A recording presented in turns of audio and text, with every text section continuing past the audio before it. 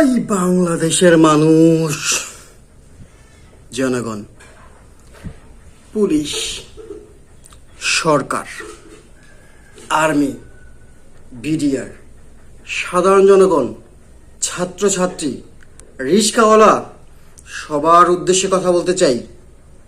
আমি আগে একটু ভালো কথা বলি, পরে আইক্কাওয়ালা ভাস দিই মনে। মাননীয় প্রধানমন্ত্রী শেখ হাসিনা, তাকে একটা সময় আমি খুব বেশি ব্রিলিয়েন্ট এবং জ্ঞানী মনে করতাম। তার প্রতি আমার খুব সম্মান কাজ করতো। এখন করে কিনা যায় না, একটা সময় সম্মান কাজ করতো। আমি কোনো রাজনীতি করি না, কোনো দল করি না, কোনো দলের দালালি কিংবা পাচাটামিও আমি করি না। যখন যেটা সামনে আসে সেই বিষয় নিয়ে সত্য কিছু কথা বলার চেষ্টা করি। একটু কথা দেখেন, আমি বঙ্গবন্ধু শেখ মুজিবুর দেশের জন্য অনেক কিছু করেছি।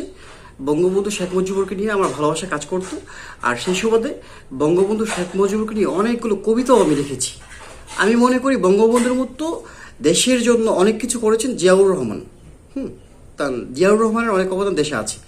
বঙ্গবন্ধু শেখ মুজিবুর রহমানের এই দেশের জন্য অনেক কিছু ত্যাগ করেছেন, অনেক কিছু করেছেন, এটা মানতে হবে। সেই সুবাদে সেইভাবে জিয়াউর রহমান যে কোনো কিছু করেননি তা কিন্তু না, জিয়াউর রহমানও করেছেন। এমনকি শুধু জিয়াউর রহমানই না, এই দেশের জন্য অনেক অবদান রেখেছেন মাওলানা ভাসানী, অবদান রেখেছেন একে ফজলুল হক। এমন অসংখ্য নাম আছে যারা দেশের জন্য অনেক কিছু করেছেন।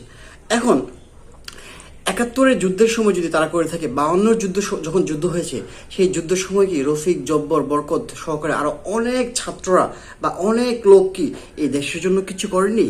অবশ্যই করেছেন। অবশ্যই অনেক তাজা তাজা প্রাণ দিয়েছেন এই দেশের জন্য। এখন আরেকটু কথা বলি, অনেক মা বোন কিন্তু দিয়েছেন ইজ্জত, হারিয়েছেন তাদের সম্ভ্রম। এখন আজকের কথাটা বলার উদ্দেশ্য হচ্ছে, আমি গতকালকে একটা ভিডিও দেখেছি, আমাদের মাননীয় প্রধানমন্ত্রী শেখ হাসিনা মানে কি মুক্তিযোদ্ধার সন্তান নাতিপুতিরা কেউ মেধাবী না?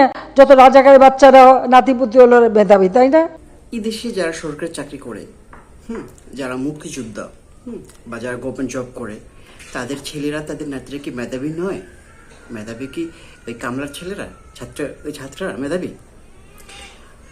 একটা বিষয় চিন্তা করে দেখেন, সাপোজ ধরেন একজন এমবিবিএস ডাক্তার, একজন ডাক্তারের ছেলে কি ডাক্তার হবে? বিষয়টা কেমন? একজন বড় আলেমের ছেলে কি আলেম হয়ে যাবে? বিষয়টা কেমন? একজন ইঞ্জিনিয়ার ছেলে কি ইঞ্জিনিয়ার হয়ে যাবে? বিষয়টা কেমন? একজন সরকারের ছেলে সরকার, বিষয়টা কেমন? না, মোটেও না। এখন প্রধানমন্ত্রী যে কথাটা বলেছিলেন যে মুক্তিযোদ্ধার ছেলের কি মেধাবী না? আর মুক্তিযোদ্ধার ছেলে হলে কি মুক্তিযোদ্ধা হবে নাকি? মুক্তিযোদ্ধার ছেলে হলে কি সে মেধাবী হবে নাকি? গভর্নমেন্ট জব করলে কি সরকারি চাকরিজীবীর ছেলে কি সরকারি চাকরি করবে নাকি? বিষয়টা এমন নাকি? না, তেমন না। সবার ক্ষেত্রে সেটা এমন না। হ্যাঁ, কিছু কিছু আলেম আছে যাদের ছেলে আলেম হচ্ছে, কিছু কিছু ডাক্তারের ছেলে ডাক্তার হচ্ছে, ঠিক আছে, কিন্তু সব ক্ষেত্রে বিষয়টা এমন না।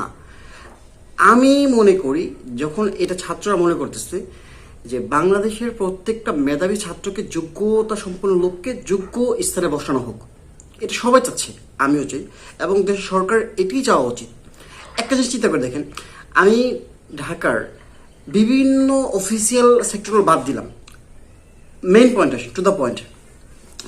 আমি বিভিন্ন সময় ঢাকাতে বিভিন্ন কারণে, আমিও চিকিৎসা পেশায় জড়িত আছি, আমি বিভিন্ন সময় হাসপাতালে যখন যাই, ধরেন একটা শিশু হাসপাতালের কথাই বলি সাপোজ, তো শিশু হাসপাতালে গিয়ে দেখি যে একটা জায়গায় যখন কিনা টাইপিং করে টিকিট নেওয়ার জন্য, আমি ডাক্তারের কাছে পরে যেতেছি, টিকিট কাউন্টারের কথা বলতেছি, টিকিট কাউন্টারে গিয়ে টিকিট কাটছে। যদি বিশ্বাস না হয় আপনারা এখনই প্রমাণ করেন ঢাকা শিশু হাসপাতালে গিয়ে, যে একটা টিকিট কাউন্টারে টিকিট কাটবে, সিরিয়ালের লোক আছে 400 জন, 200 জন, 100 জন, মিনিমাম তো 50 জন থাকেই। তো সেই 50 জন লোকের টিকিট কাটতে একটা ভালো কম্পিউটার দক্ষ রাইটিং ম্যান হলে সময়ের কথা 10 সেকেন্ড, সর্বোচ্চ 20 থেকে 30 সেকেন্ডের মধ্যে একটা টিকিট হয়ে যাওয়ার কথা সর্বোচ্চ। দেখা যায় 2 মিনিট ধরে একটা টিকিট নাম লিখতে পারে না। একবার দেখে মানুষের দিকে, একবার কম্পিউটার দিকে, টাকার দিকে, স্ক্রিনের দিকে, কিবোর্ডের দিকে। এমন অদক্ষ লোক দিয়ে যদি আপনি এইসব জায়গায় তারা মানে জব কীভাবে পায়? আর ভাই, যে কোনো একটা কম্পিউটার সেক্টরে কাজ করতে গেলে তখন তো একটা ন্যূনতম একটা স্কিলের দরকার আছে। তো এই স্কিল ছাড়া সেখানে জবগুলো হাউ ক্যান পসিবল, এটা তো আমার জানার আগ্রহ, ঠিক আছে, আমার না, পুরো জাতি জানতে চায়। এর জন্য এমন অনেক জায়গা আছে।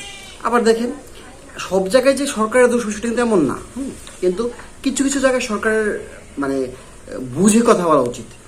আরেকটা বিষয় হচ্ছিল যে প্রত্যেকটা জায়গা থেকে প্রত্যেকটা মানুষের সচেতন হওয়া উচিত।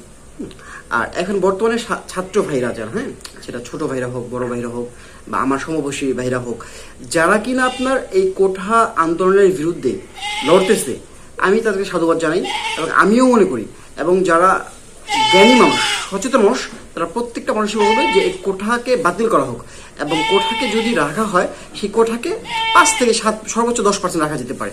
এই যে 50%, 57% কোঠা, এটা সম্পূর্ণ একটা যুক্তিহীন, ভিত্তিহীন, মানে অমানবিক একটা কথাবার্তা।